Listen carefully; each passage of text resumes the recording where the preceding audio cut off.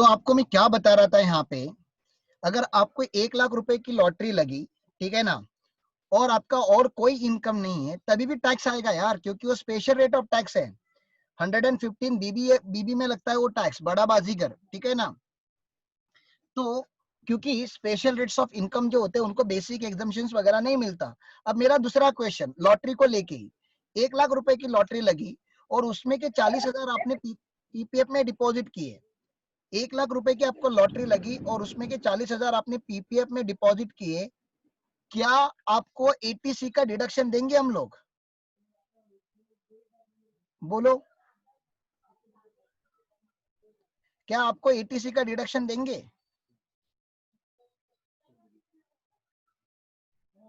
Chat box में लिखो कम से कम यस नो, या अनम्यूट करके बोलो। आपको ये तो पता है ना, सैलरी चैप्टर में हमने पीपीएफ किया था, पब्लिक प्रोविडेंट फंड। पीपीएफ में अगर पैसे इन्वेस्ट करते तो एटीसी का डिडक्शन मिलता है, सेक्शन एटीसी का डिडक्शन।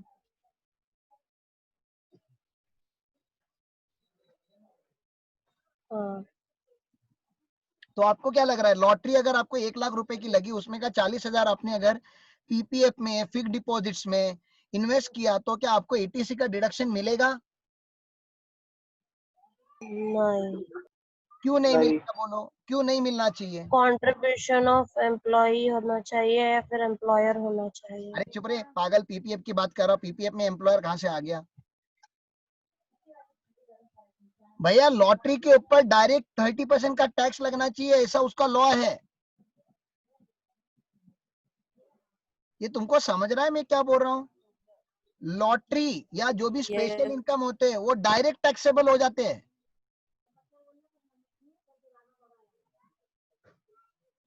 नहीं समझा? ऐसे क्या कर रहे हो? एकदम सिंपल सी तो बात है। 1 लाख रुपए की लॉटरी लगी तो टैक्स अमाउंट कितना होना चाहिए मुझे बताओ। चलो यहाँ से बात फिर से चालू करते हैं। मुझे अगर 1 लाख रुपए की लॉटरी लगी तो टैक्स अमाउंट कितना होना चाहिए? 30,000। 30,000 होना चाहिए। ये इतना तो क्लियर है। अब मुझे बताओ, 1 लाख रुपए का मैं आपको अलग अलग बातें बता रहा हूँ। मेरा हाउस प्रॉपर्टी का लॉस है 60,000 का, क्या सेट ऑफ ले लूं यहाँ पे 1 लाख के सामने? ये सारे प्रोविजन आपको पढ़ाए नहीं, मैं आपको लॉजिक से पूछ रहा हूँ, प्रोविजन तो आगे आने वाले चैप्टर्स में है। अगर मेरा हाउस प्रॉपर्टी का 60,000 का लॉस है, क्या मैं लॉटरी के सामने सेट ऑफ करूं? नहीं नहीं कर सकता ना? अरे तुम लोग समझ रहे हो ना, नहीं कर सकता। क्यों नहीं कर सकता? क्योंकि सर लॉटरी पे तो 1 लाख के ऊपर 30,000 टैक्स भरने की बात फिक्स है।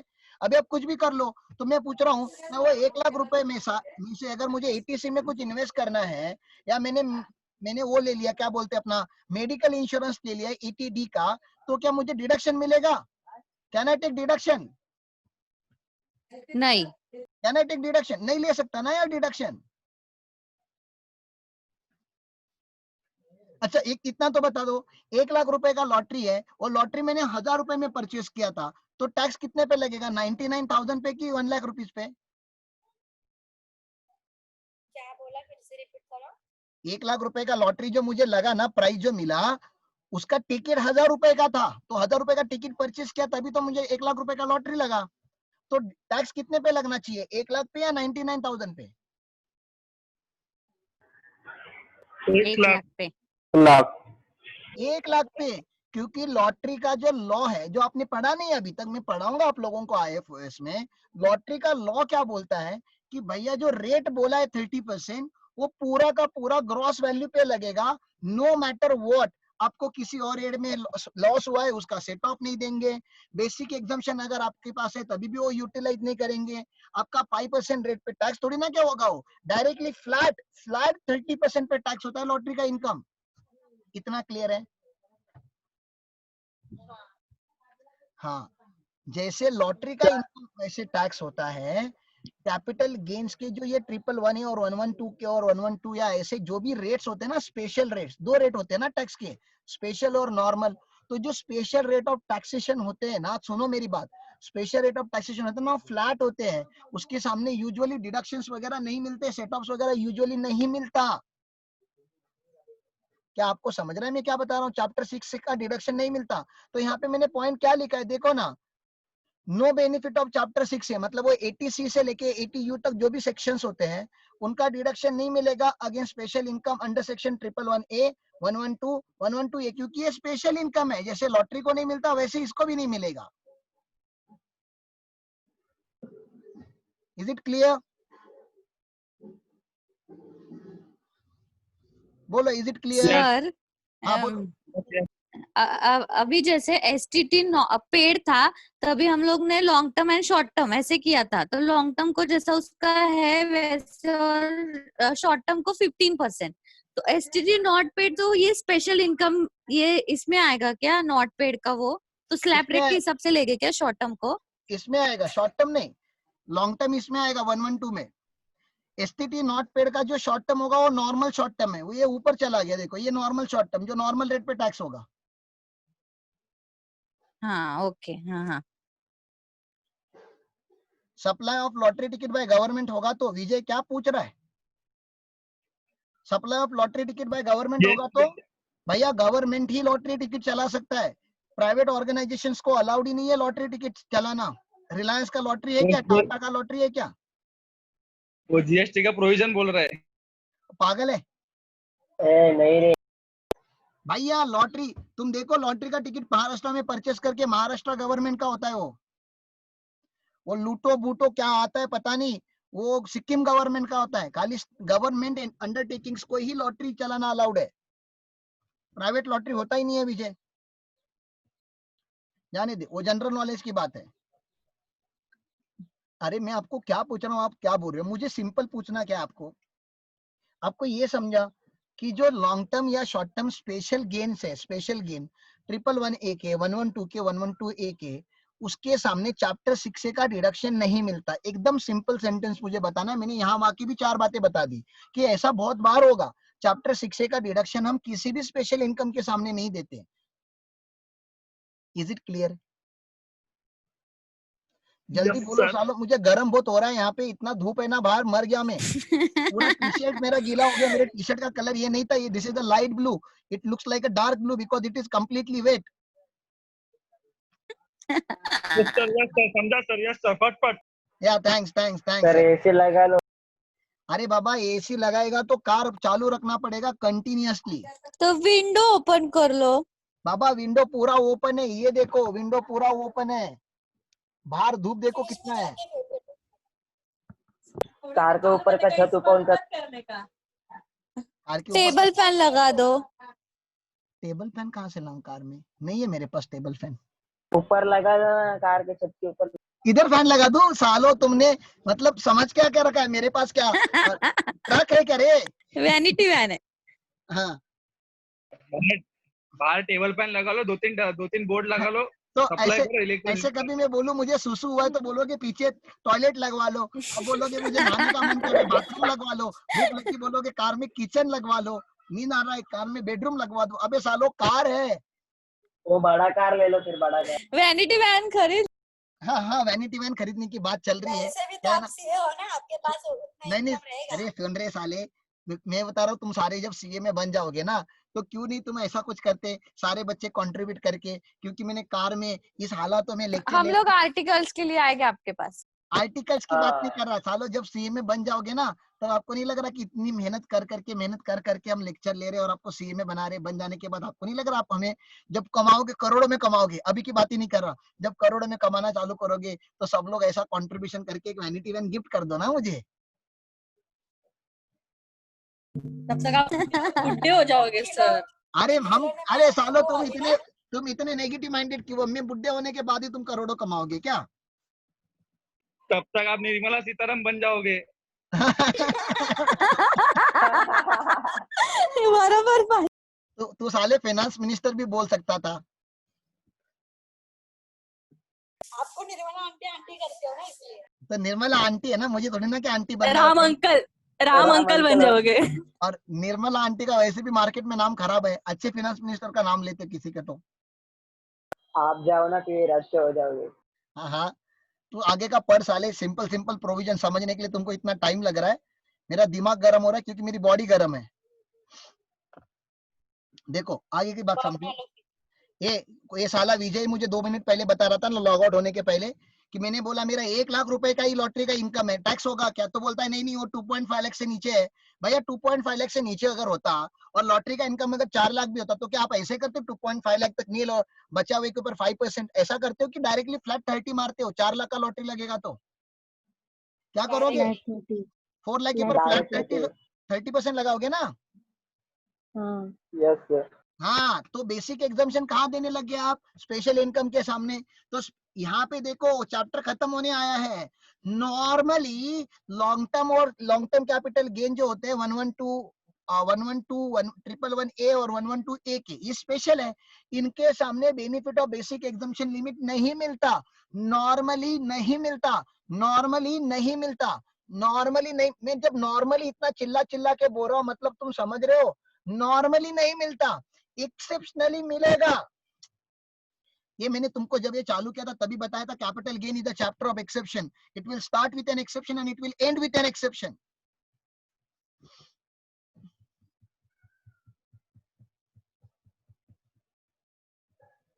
कहाँ गए सबके सब? है। हो सर। बोलो बोलो सुन। ये पानी पी लो पहले। हाउएवर वर्ड क्या क्रिएट करता है पता है आपको? एक्सेप्शन। थैंक्स पांडा। तो नॉर्मली क्या लिखा गया है? Normally benefit of basic exemption limit will not be allowed against any special income including capital gain under section 111A, 112 और 112A।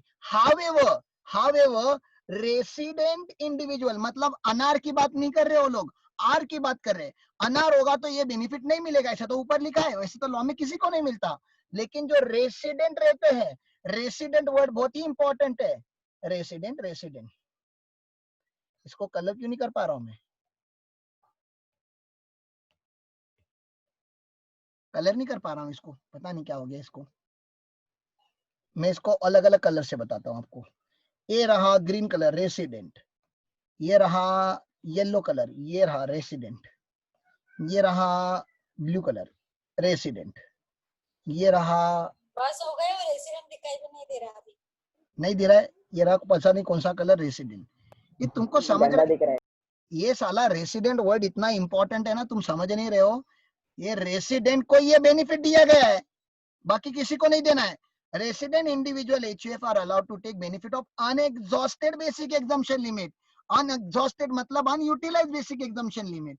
सर वो कैसे निकाला जाएगा? पहले तो आपको बेसिक एग्जाम्पशन लिमिट समझ में आना चाहिए। What do mean by basic exemption limit? तो नॉर्मल सिटीजन के लिए 2.5 lakh is the basic exemption limit. Senior citizen के लिए 3 lakh is the basic exemption limit.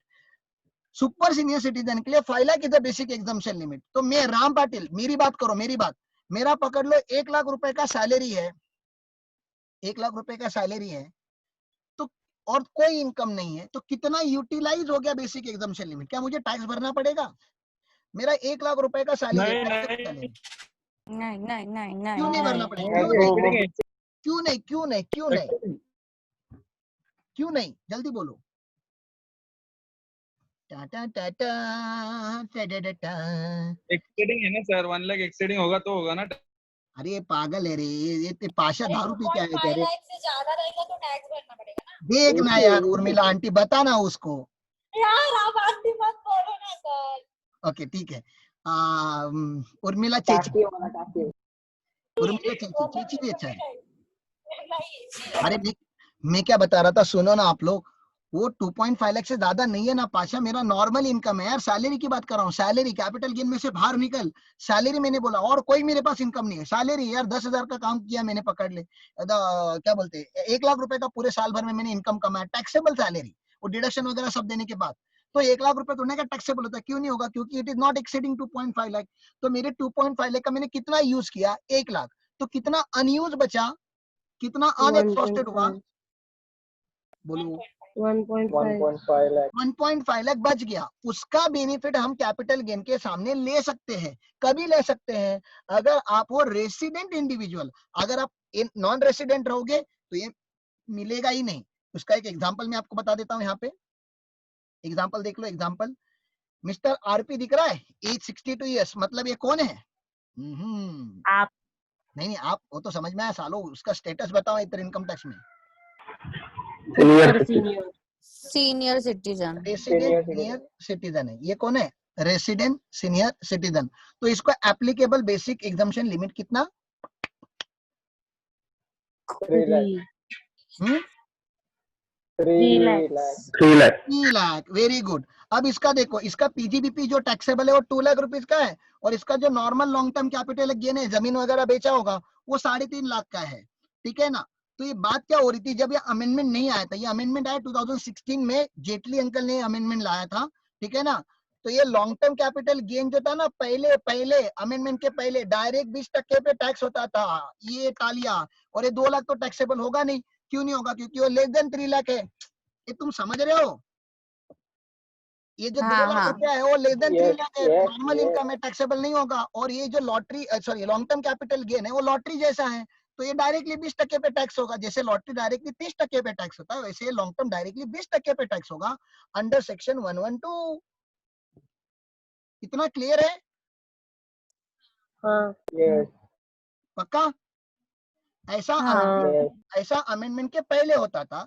तो ये जो बंदा है आरपी, मेरे जैसे जो नॉर्मल लोग हैं, उन्होंने गवर्नमेंट से बोला, गवर्नमेंट जी आपने हमें बेसिक एग्जाम्पशन लिमिट कितना दिया है? गवर्नमेंट ने बोला 3 लाख। मैंने उसमें का कितना वापरा कितना यूज किया?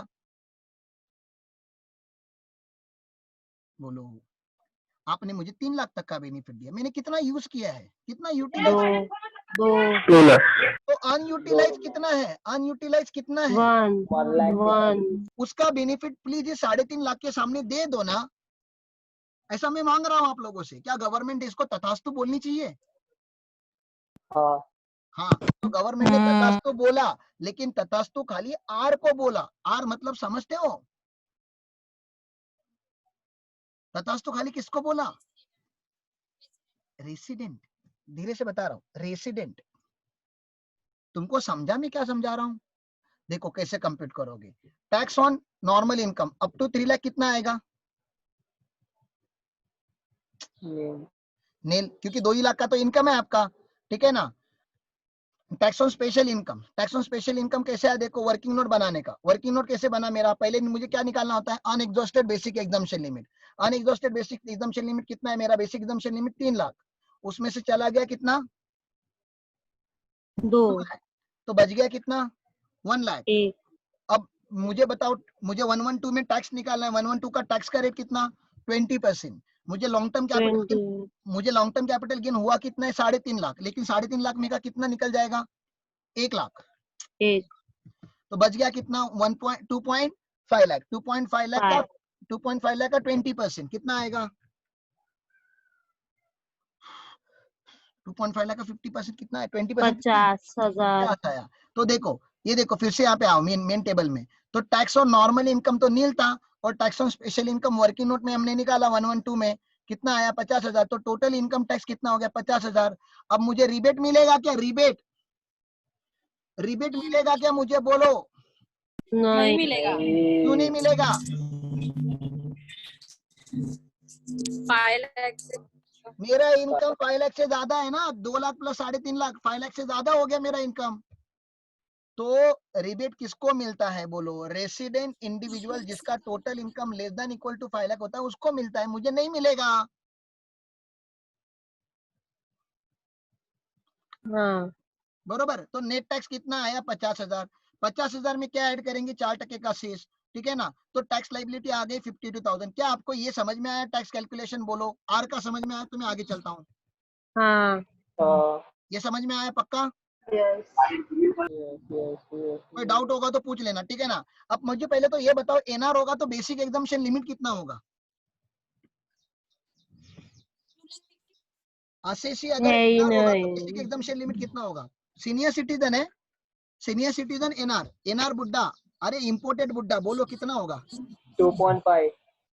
Exactly rebate 2.5 lakh. क्योंकि 0.5 लाख 3.3 लाख का या 5 लाख का जो बेनिफिट दिया गया है वो खाली डोमेस्टिक बुड्ढों को दिया गया है, रेसिडेंट बुड्ढों को दिया गया है, इंपोर्टेड बुड्ढों को नहीं दिया गया है, फॉरेन बुड्ढों को नहीं दिया गया है। अच्छा, तो मुझे बताओ, यहाँ पे अगर मेरा बेसिक एग्जम्पशन लिमिट 2.5 लाख होता तो मेरा कितना अनएग्जॉस्टेड बेसिक एग्जम्पशन लिमिट बच जाता? मैं सारा कचरा हटा देता हूँ, जल्दी बोलो। अभी हम बात कर रहे हैं अनरेसिडेंट की। सॉरी नॉन रेसिडेंट की, मुझे आप बताओ कितना अनएग्जॉस्टेड बेनिफिट अनएग्जॉस्टेड लिमिट निकलेगा इसमें से। आपने मुझे बताया कि उसका बेसिक एग्जम्पशन लिमिट होगा 2.5 लाख, मेरा पीजीबीपी का इनकम है 2 लाख का, तो मुझे बोलो अनएग्जॉस्टेड कितना निकलेगा, जल्दी बोलो।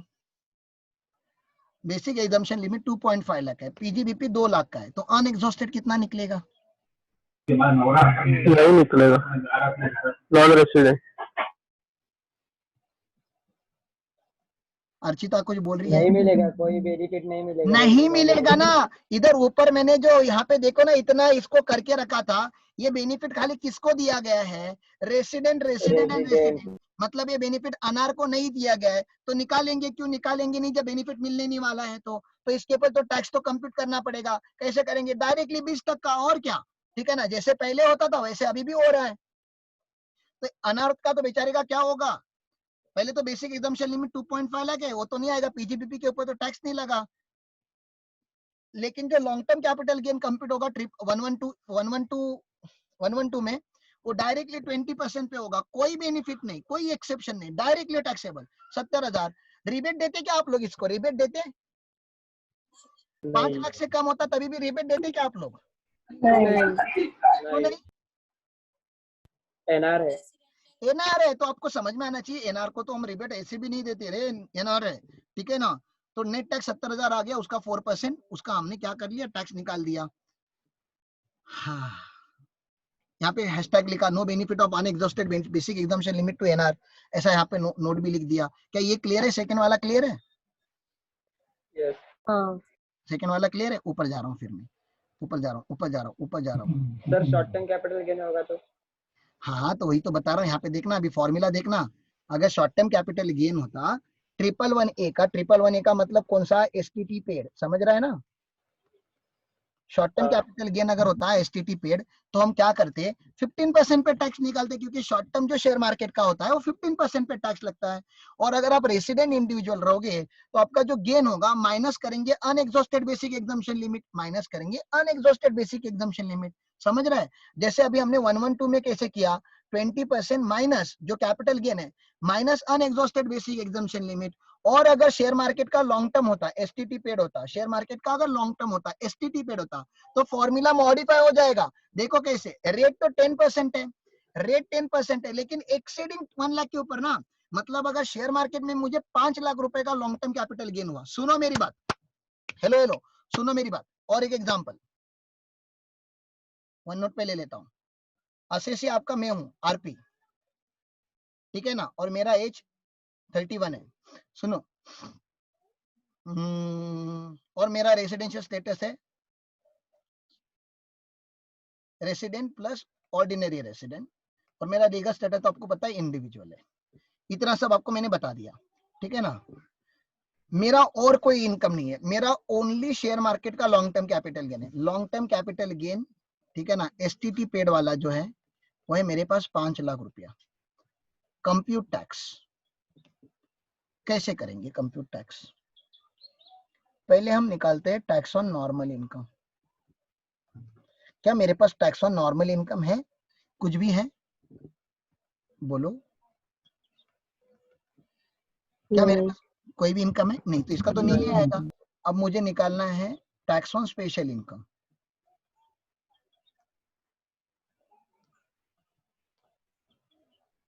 टैक्स ऑन स्पेशल इनकम कौन से सेक्शन का मुझे टैक्स निकालना है?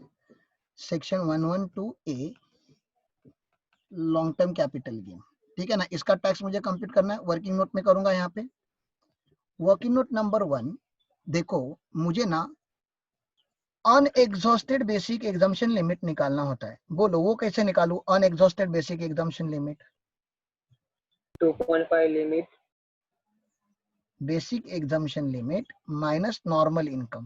नॉर्मल, मेरा बेसिक एग्जम्पशन लिमिट है 2.5 लाख, नॉर्मल इनकम है नील, तो मेरा बेसिक एग्जम्पशन लिमिट निकलेगा 2.5 lakh. Unexhausted basic exemption limit निकलेगा 2.5 लाख। ये समझ में आया? पूरा का पूरा लिमिट वैसे ही है ना, मैंने यूज ही नहीं किया।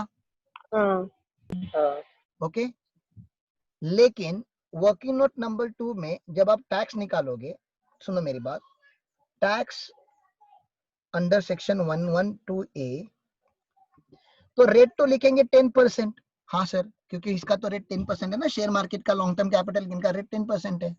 लेकिन जब इनटू करोगे तो long term capital gain minus 1 lakh रुपया पहले करना पड़ेगा ना यार। बताओ ये 1 लाख कहां से आया? लिमिट है वो 1 लाख तो एकदम से। हाँ, अरे 112A का जो टैक्स है 10%, वो 1 लाख के बाद ही लगता है। 1 लाख तो एग्जेम्प्ट है, और इसमें से माइनस होगा अनएग्जॉस्टेड बेसिक एग्जम्पशन लिमिट। तो क्या क्या माइनस हुआ? मेरा 10% का गेन है, मेरा लॉन्ग टर्म कैपिटल गेन है कितना, 5 लाख रुपए का। 5 लाख रुपए में से मैंने 1 लाख रुपया माइनस किया, 1 लाख रुपए यहाँ माइनस हुआ और 2,50,000 यहाँ माइनस हुआ, तो टैक्सेबल कितना आएगा? 1.5 लाख के ऊपर बोलो, सुना नहीं मैंने। 1.5 into 10%। 1,50,000। तो 15,000 आएगा ना? हाँ 15,000 आएगा ना?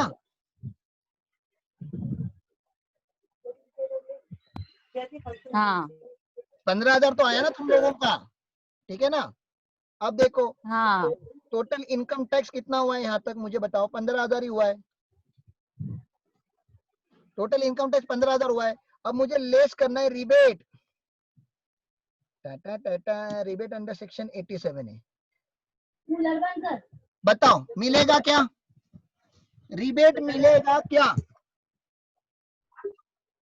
खाली बाप लोग जो होंगे ना, बाप लोग वही बता पाएंगे। मिलेगा मिलेगा मिलेगा। 5 लाख मिलेगा। Less than equal to 5 lakh है तो मिलेगा। और किसी का कोई राय? पानी पी लेता हूँ, नहीं तो मैं ही मर जाऊंगा।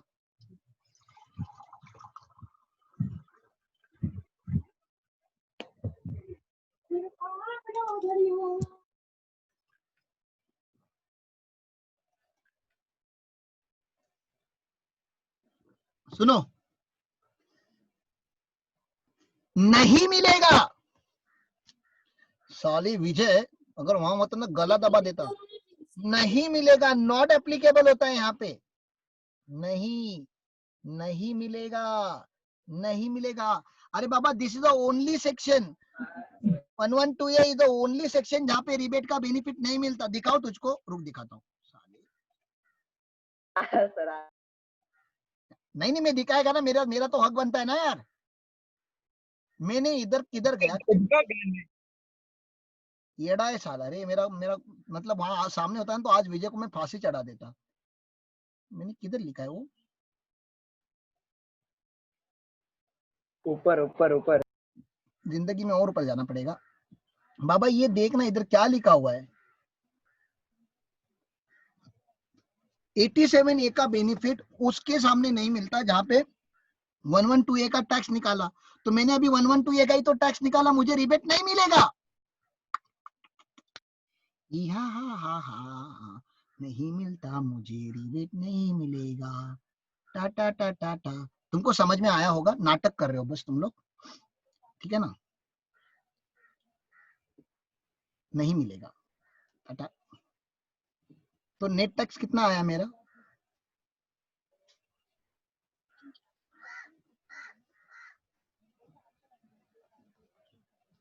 $15,000। इधर मुझे जगह नहीं मिल रही है, यहाँ पे आप ऐड करो शेष @4%। 15,000 का 4% कितना आता है? 600। और मेरी टैक्स लाइबिलिटी हो जाएगी 15,600। इसको कॉपी करना है तो कर लो, या स्क्रीनशॉट लेना है ले लो। एकदम गंदे अक्षरों में मैंने लिखा है, स्क्रीनशॉट ले लो, बाद में इसको लिख लेना। मेरे पास लेस देन 5 मिनट है, मुझे पढ़ाने दो आगे का। स्क्रीनशॉट ले लो। ले लिया ना? अच्छे अक्षरों में बाद में अच्छे से लिखना, ठीक है ना? ढंग से लिखो जरा तुम लोग। चलो मैं जाता हूं फिर से अपने मेन डिस्कशन के ऊपर। हाँ, मर गया रे बाबा, मर गया, लिटरली मर गया।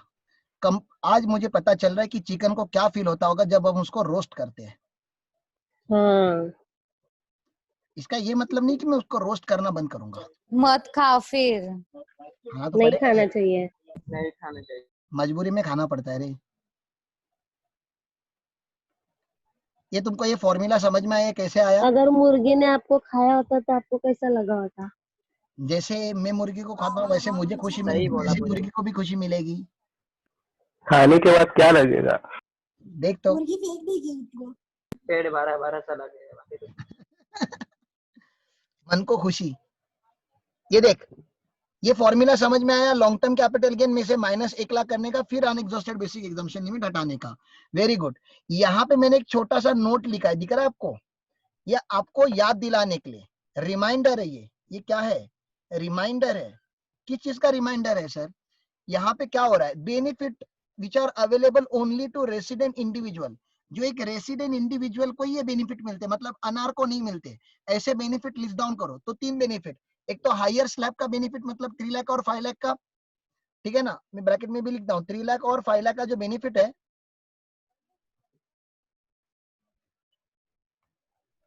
वो खाली इसको मिलता है।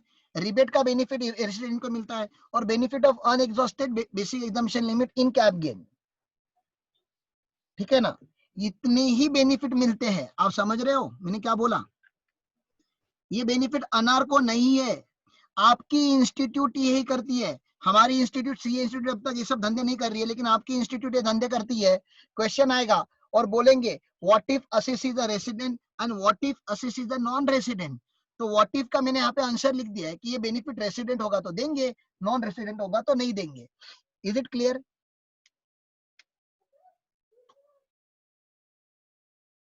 सर एचयूएफ को भी मिलेगा ना? आपने सिर्फ ओनली इंडिविजुअल की लिखा है। अरे बाबा, मैंने तीनों का बताया हुआ है। 87 ए मिलता है क्या? 87 ए मिलता है क्या एचयूएफ को? रिबेट किसको देता है तू? Individual resident. इंडिविजुअल को ही मिलेगा ना। हायर स्लैब का बेनिफिट किसको देगा? हाँ इंडिविजुअल। इंडिविजुअल को ना। हाँ, ये जो लास्ट वाला बेनिफिट जो है, बेनिफिट ऑफ वो दोनों को मिलता है, resident individual as well as HUF. लेकिन मैं एचयूएफ की बात नहीं कर रहा ना, मैं तो इंडिविजुअल की बात कर रहा हूँ यहाँ पे, क्योंकि एग्जाम में जो क्वेश्चन आता है वो इंडिविजुअल को पकड़ के आता है।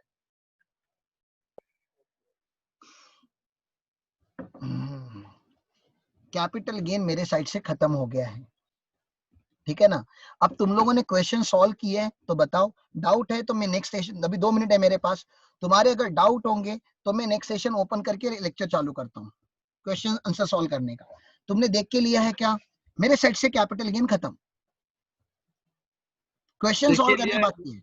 हाँ, देख के लिया है। अच्छा, वो जो 94 का एक क्वेश्चन था, पता है पाशा लास्ट टाइम पूछ रहा था, डिविजन स्ट्रिपिंग बोनस स्ट्रिपिंग, वो सेट ऑफ हाँ, एंड वो set of and carry forward के बाद ही मैं पढ़ा सकता हूँ, क्योंकि उसमें सेट ऑफ का प्रोविजन यूज होता है। तो वो छोड़ के हो गया, सब हो गया, मुझे भी सब। उसमें डाउट है 20 और 21 में। डाउट है तो मैं मतलब नया सेशन लॉगिन करूँ ना? हाँ करो। हाँ, तो फिर एक नया सेशन, तो मैं मॉड्यूल के क्वेश्चंस आप देख लो कौन से हैं। मैं नया सेशन, अभी 1 मिनट ही बचा हुआ है, तो नया सेशन ही मैं लॉगिन करता हूँ 10 मिनट के बाद, वो प्रोसेस होने के बाद, ठीक है ना? ओके।